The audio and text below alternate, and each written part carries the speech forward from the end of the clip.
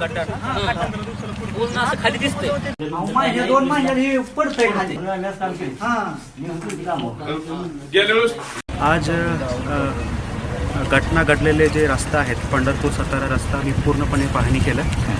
गावकऱ्यांनी मला बरेच ठिकाणी दाखवलेले आहेत. ह्या रस्त्यामध्ये 3 विहीर पण आहेत त्याच पद्धतीने, आणि MSRDCच्या टीमसोबत मी पाहणी केलं असताना MSRDCच्या टीम पण उपस्थित होत्या, आणि गावकऱ्यांनी मला बरेच जे काही त्रुटी आहेत ते पूर्णपणे सांगितलं. त्याच्यामध्ये अगोदर आम्ही एक कमिटी स्थापन केलेली आहे, 5 मेंबर कमिटी स्थापन केलेली आहे. त्या 5 मेंबर कमिटीखाली जे प्रत्येक गोष्टी जे आहेत अत्यंत वाईट परिस्थितीमध्ये हे रोड झालेले असं तक्रार आहे. त्यानंतर पूलसुद्धा खूप वाईट पद्धतीने आहे तसं तक्रार आहेत. मी सुद्धा पाहणी केलेली आहे. ते पूर्ण विषय चौकशीमध्ये येईल.